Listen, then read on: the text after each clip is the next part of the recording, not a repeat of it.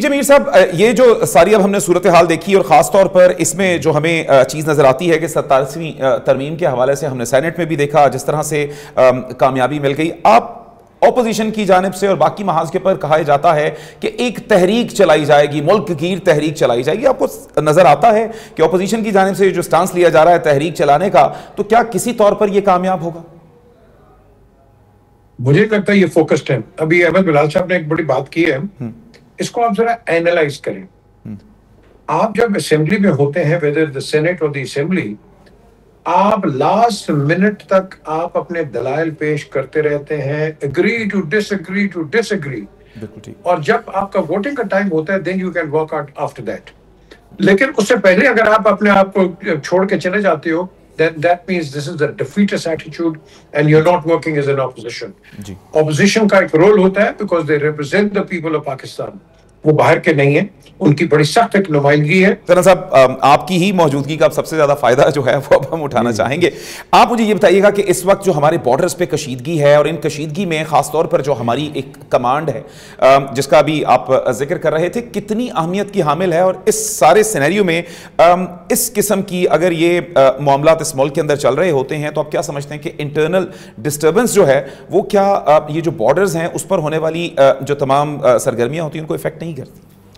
جی بالکل. دیکھیں, میں نے جیسے ذکر کیا تھا جو ہمیں چیلنجز ہیں جو میں نے آپ کو بتایا تھا, تو ان چیلنجز کے ساتھ نپٹنے کے لیے یہ بہت ضروری ہے کہ ایک یونیفائڈ کمانڈ ہو.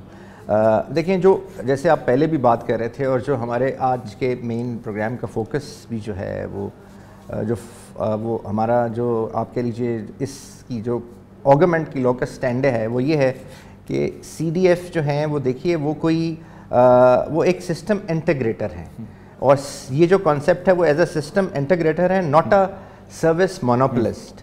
تو یہ اس طرح کی جو چیزیں ہیں, اور اس میں وہ کلیئر کر دیا گیا جی. دیکھیں, جو ایئر چیف ہوں گے وہ اپنی ڈومین کے اندر بالکل انڈیپینڈنٹ ہوں گے, جیسے پہلے ایئر فورس کا سارا سسٹم چل رہا ہے. اسی طرح نیول چیف جو ہیں وہ بھی اپنی پوری ڈومین, اپنی ہیرارکی, اپنے سب اس کے اندر انڈیپینڈنٹ ہوں گے. یہ صرف it is basically for the as a land expert جو سی ڈی ایف ہے, for better decision making, for faster decision making, for coherent theater design, جو اب آگے آنے والے ٹائم میں جس طرح کا وارفیئر ہے, اب وہ وارفیئر بہت چینج ہو گیا جی. اب اس وارفیئر کی کمپلشن ہے کہ ہمارا یہ ایک سسٹم ہو اور وہ اس طریقے سے کام کرے. اور یہ جو ڈفرینٹ بہت ساری چیزیں ہیں جی, شاید اس میں اگر آپ دیکھیں تو کوگنیٹو وارفیئر بھی بیچ میں آ جاتا ہے.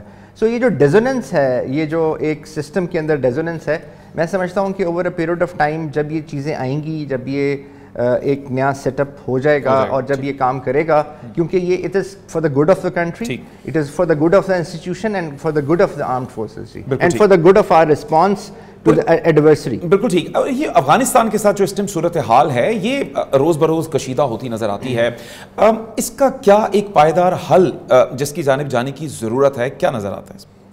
دیکھیں, جو افغانستان کا ایشو ہے وہ اگر آپ دیکھیں تو ہم تو پاکستان کی گورنمنٹ, پاکستان کا foreign office, Pakistan army chief کئی دفعہ کہہ چکے ہیں کہ وہاں سے انٹرفیرنس ہوتی ہے اور اس کو بند کریں. افغان رجیم کو کہا, لیکن افغان رجیم جو تھی اس نے اس پہ کوئی ایکشن نہیں لیا, اور پھر اس کی ایویڈنس بھی موجود ہے کہ خالی وہاں سے در اندازی نہیں ہوتی, جو ٹیررسٹ ہیں ان کو لانچ نہیں کیا جاتا بلکہ وہ لانچنگ پیڈ یوز کیے جاتے ہیں, جو بٹالین ہیڈ کوارٹر ہیں افغان نیشنل آرمی کے وہ یوز کیے جاتے ہیں, پھر اس کے جو پیچھے کی جو ان کی جو بیسز ہیں, جو بریگیڈ ہیڈ کوارٹرز ہیں, وہ تک سب پوری ایک کل چین ہے جو کہ پاکستان کو ڈسٹرب کرنے کے لیے کی جاتی ہے. پاکستان کی جو آپ دیکھیں تو ہماری سنسیئر ایفرٹ ہیں, 3 دور ہوئے ہیں نیگوسیشنز کے, اس میں بھی یہ رہا. تو جب تک کہ یہ انٹرفیرنس ہوگی اور جب تک کہ انڈیا افغانستان کو ایز اے پراکسی یوز کرنے کی کوشش کرے گا, اس کو وہ انسینٹیوز, چاہے وہ جو بھی انسینٹیوز ہیں, مجھے نہیں پتا کون سے انسینٹیوز فائنینشیل ہیں, بیانڈ فائنینشیل ہیں, جب تک وہ انسینٹیو دے گا اور وہ انسینٹیوائز رہیں گے تو مجھے لگتا ہے وہ یہ کریں گے. لیکن اس میں نقصان جو ہے وہ ڈیفینیٹلی وہ جو انوسنٹ پیپل آف افغانستان ہے, جو افغانستانی اسٹیٹ ہے, اس کا ہوگا. تو پاکستان نے تو ہم پہلے بھی کئی دفعہ کہہ دیا کہ افغان جو لوگ ہیں وہ ہمارے بھائی ہیں, افغانستان کے ساتھ پاکستان کا کوئی ایشو نہیں ہے. لیکن یہ جو ایک رجیم ہے جو اس وقت پراکسی کے طور پہ کام کر رہی ہے یا پراکسی کے طور پہ کام کرنا چاہ رہی ہے جی, آئی تھنک وہ اگر کریں گے تو پھر دیر از آئی مین کوئی ٹالرنس نہیں ہے. اگر وہاں سے دوبارہ سے اٹیک ہوگا, دوبارہ سے انفلٹریٹ کیا جائے گا تو اس کو رسپونڈ کیا جائے گا. بالکل ٹھیک.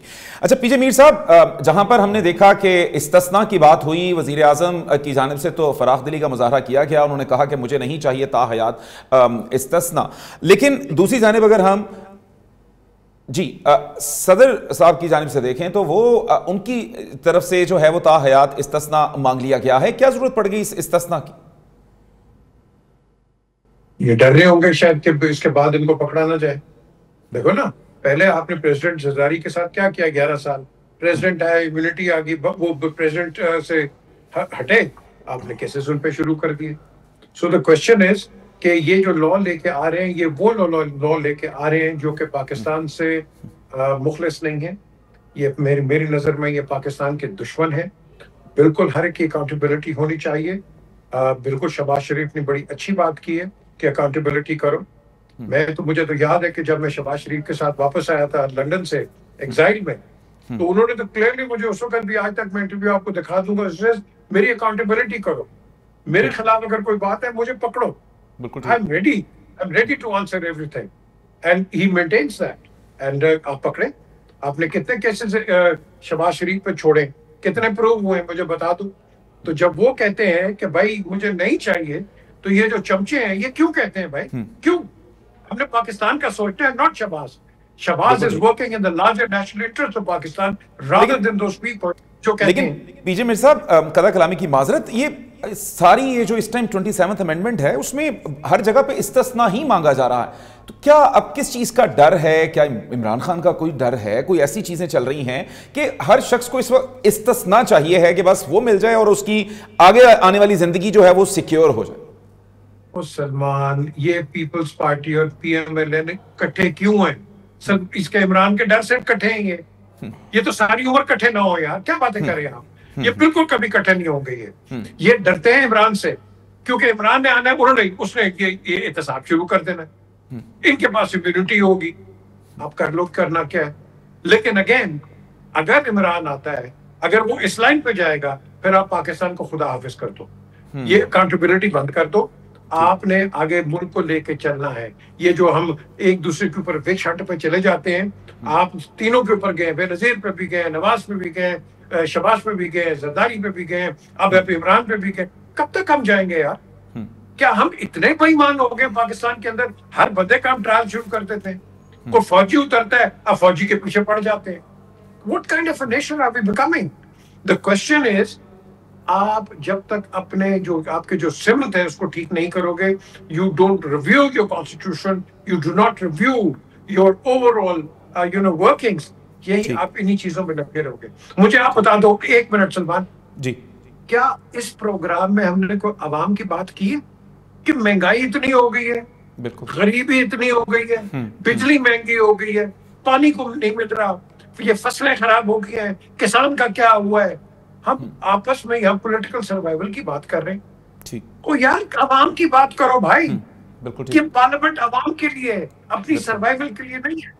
یا ہر پارٹی اپنے پولیٹیکل سروائیول پہ لگی ہوئی. خدا کے لیے یار پاکستان کا بھی کچھ سوچ لو یار. Think about your country. اچھا, اسی پہ ہی میں آپ سے پوچھنا چاہوں گا پی جے میر صاحب, آگے کا پاکستان 27ویں ترمیم کے بعد کا پاکستان آپ کیسے دیکھتے ہیں؟ کیا اس میں کوئی سٹیبلٹی آ جائے گی اس ترمیم کے بعد؟ کیا وہ معاملات اس طرح سے نمٹ جائیں گے اور ان کے لیے سب اچھا ہوگا اور بڑے اچھے سے یہ کام چلتا رہے؟ کیونکہ ہم نے اس سے پہلے بہت سی امینڈمنٹس دیکھی, بہت کچھ دیکھا, لیکن وہ پھر جب دوبارہ سے پارلیمنٹ آتی ہے, اس کی جو ایک سمپل سی نو ہوتی ہے, وہ ساری چیزوں کو اڑا کے پھر پھینک دیتی ہے. آپ نے نواب شاہ کو بے نظیر آباد بنا دیا, آپ نے لائل پور کو آپ نے فیصل آباد بنا دیا, آپ نے NWFP کو خیبر پختونخوا بنا دیا. تبدیلی آئی کوئی؟ بتا دو مجھے, کہاں یہ تبدیلی؟ نام چینج کرنے سے ہم کر دیتے ہیں. 27ویں آئی ہے نا, انشاءاللہ 28ویں بھی آئے گی اور 29ویں بھی آئے گی. دا کوشچن از, آپ اپنے کاموں کو ٹھیک کرو. Get your house in order. ہمارا house is not in order at all. جب تک یہ ٹھیک نہیں کرو گے, بلیو می, آپ آگے نہیں آؤ گے. جو مرضی کوشچنز آپ کرتے رہو, آپ نہیں آگے جاؤ گے. اپنے آپ کو ٹھیک کرو. بالکل ٹھیک. جب تک آپ کے اندر سلمان جب تک آپ کے اندر ایمانداری نہیں آئے گی, خودداری نہیں آئے گی, انٹیگریٹی نہیں آئے گی, ڈسپلن نہیں آئے گا, فیتھ نہیں آئے گا, یونٹی نہیں آئے گی, آپ آگے نہیں جا سکتے ہو.